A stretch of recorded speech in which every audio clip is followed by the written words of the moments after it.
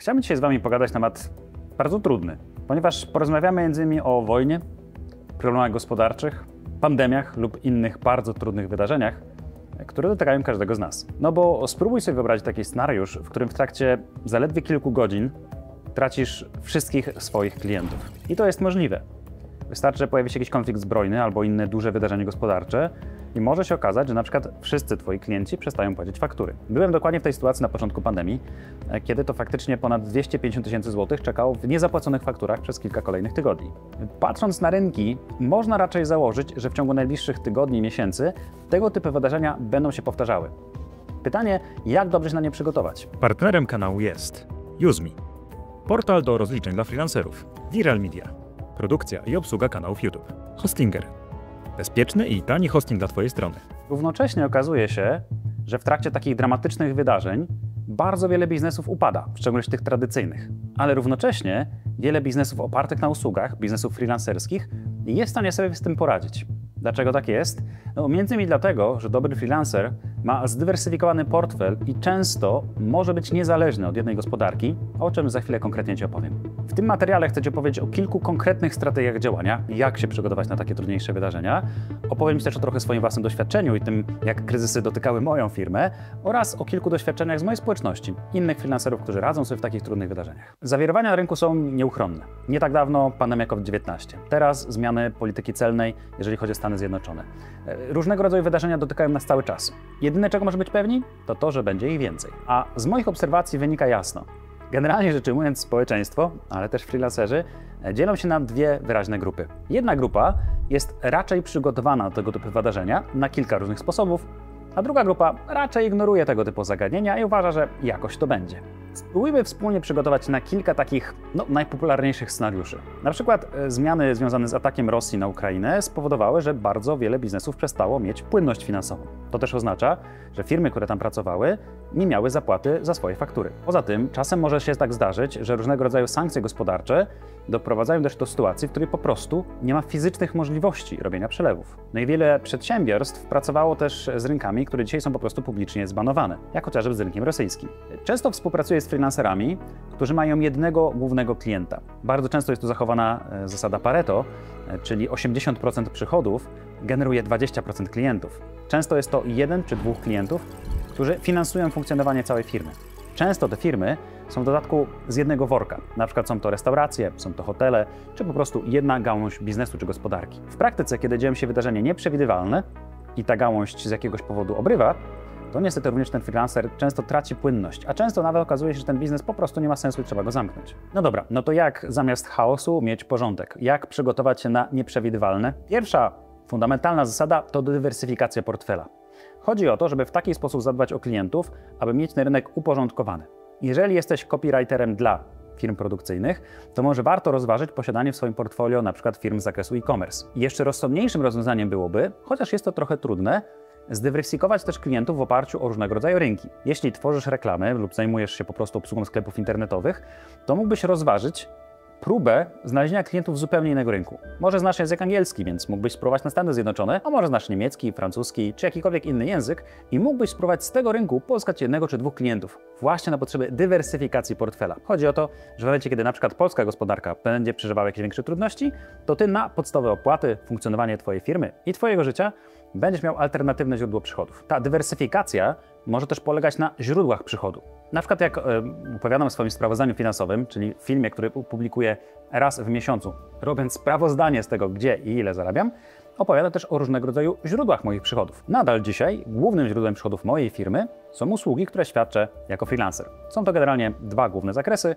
Z jednej strony jest to wdrożenie AI i sztucznej inteligencji do organizacji, a z drugiej strony usługi konsultacyjne związane z procesem sprzedaży czy też marketingiem. Natomiast drugą nogą mojego biznesu jest działalność związana ze sprzedażą produktów cyfrowych, kursów i e-booków. No i trzecia, niewielka procentowa, ale jednak istotna, to też afiliacja, która zaspokaja niektóre moje potrzeby. W większości przypadków okazuje się, że freelancerzy, którzy w ten sposób układali swój biznes, są dużo bezpieczniejsi i też lepiej się czują. Nie mają tego lęku, który spowoduje, że w momencie, kiedy coś się dzieje, no to pozostają bez żadnych wpływów. Oczywiście istnieje sytuacja, w której wybuchnie wojna światowa i nikt nie będzie miał żadnych pieniędzy i wszystka nasza praca związana z pracą zdalną totalnie nie będzie miała żadnego sensu, zniknie internet i tak dalej.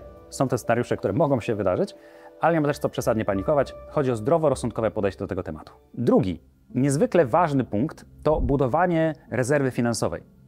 Ten model jest bardzo dobrze opisany w książce Po pierwsze zysk. Chodzi o to, żebyś zarówno w życiu osobistym, jak i w życiu biznesowym miał zabezpieczenie finansowe. Gdybyśmy zwrócili uwagę na strefy finansów osobistych, to często mówi się tam o takich dwóch podstawowych pojęciach. O poduszce bezpieczeństwa i funduszu bezpieczeństwa, też funduszu awaryjnym.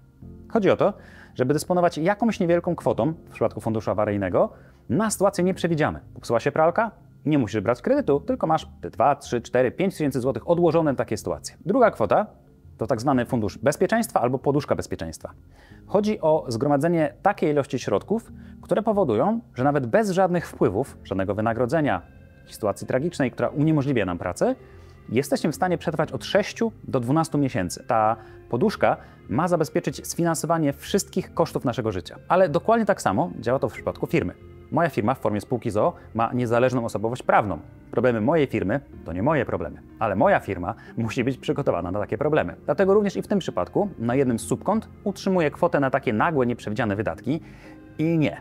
Płacenie VAT-u, ZUS-u i CIT-u nie jest nagłym, nieprzewidzianym wydatkiem. Chodzi o taką niewielką kwotę. Jeżeli nagle padnie mi komputer i potrzebuję narzędzia do pracy, to po prostu mam te pieniądze, które mogę pójść do sklepu, kupić dzisiaj ten komputer i nie muszę się zastanawiać, czy klient zapłaci mi tę fakturę w terminie, czy nie.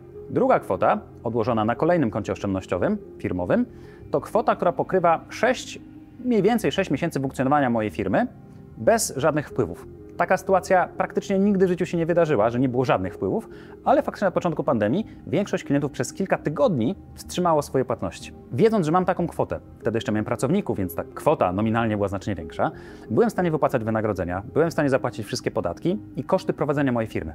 To po prostu poczucie bezpieczeństwa, zabezpieczenie swojego własnego interesu.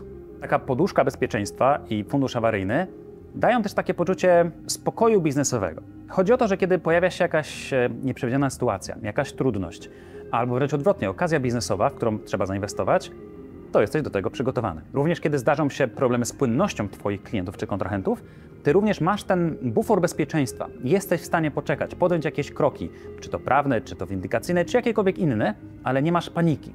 Masz środki, które są specjalnie na tą sytuację zgromadzone, i jesteś w stanie sobie z takimi sytuacjami poradzić. Kolejny filar czy strategia radzenia sobie z takimi sytuacjami to też drobna, nieprzesadna weryfikacja tego, co dzieje się na rynku pracy. Nie chodzi o panikę, przeglądania strony TVN-u czy CNN co 2 minuty i odświeżania, co tam się dzieje. Zupełnie nie o to chodzi, bo i tak nie mam na to wpływu. Ale chodzi o pewne zdroworozsądkowe podejście do długoterminowych trendów czy zmian gospodarczych. Wydaje się, że w 2025 roku rozwijanie strategii związanej z pracą jako programista raczej nie jest najlepszym pomysłem. Ofert pracy na rynku jest bardzo dużo, a równocześnie pracy, która realnie jest potrzebna dla juniorów, tych początkujących, jest po prostu systematycznie malejąca. Nie wiemy, czy ten trend się odwróci.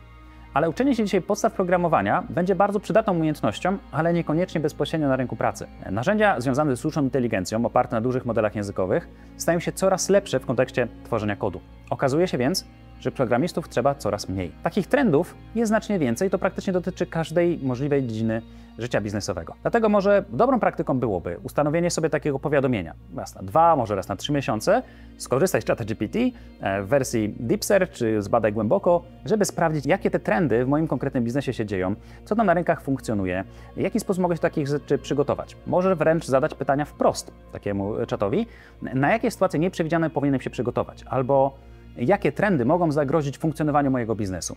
Teraz nie chodzi o to, żeby wpadać w panikę, ale po prostu, żeby mieć plan B, plan C na różnego rodzaju scenariusze, delikatnie badając rynek. Bo jeżeli prześpisz pewne trendy, no to może się okazać, że będzie już za późno, żeby ten biznes odratowywać. A jeżeli będziesz w miarę na bieżąco, to jesteś w stanie delikatnie ten model modyfikować czy dostosowywać do bieżących warunków. Dokładnie w ten sposób funkcjonowała moja firma.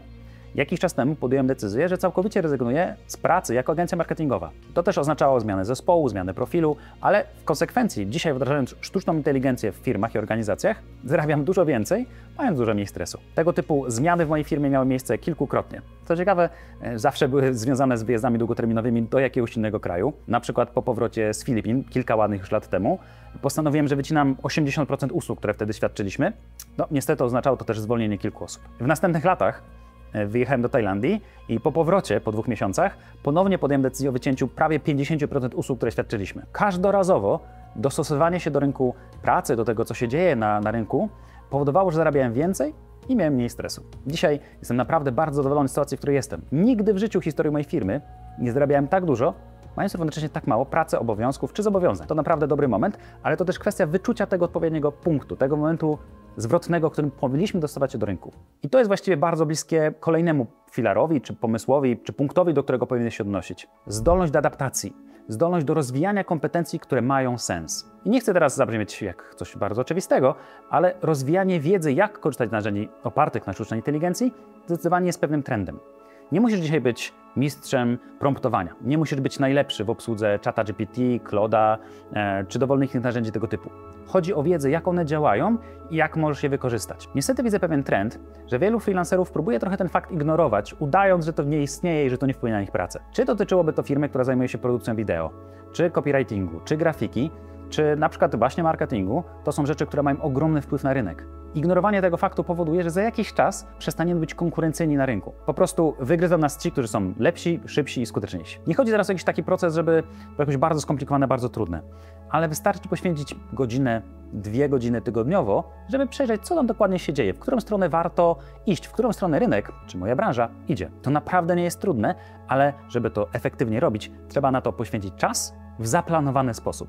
Więc po prostu wrzuć sobie zdanie w Asanie, Mondayu, czy w jakiejkolwiek tam aplikacji do zadań korzystasz, raz w tygodniu poświęć godzinę w piątek przy kawie, czy w poniedziałek przy kawie i przejrzyj, co się dzieje w twojej branży, jakie nowe rozwiązania istnieją, aby po prostu nie wypaść z rynku. Nie chcę zabrzmieć teraz jako górnolotnie, ale wiesz, przygotowanie tego do trudnej sytuacji jest czymś trochę jak podejście mojej babci do posiadania słoików. W wielu przypadkach śmiejemy się z takich osób, że mają mnóstwo słoików i że w ogóle mają tego jedzenia niemalże jak schron przeciwatomowy, przygotowani na wszystkie sytuacje. No i wszyscy się z tego nabijaliśmy, aż przyszła pandemia.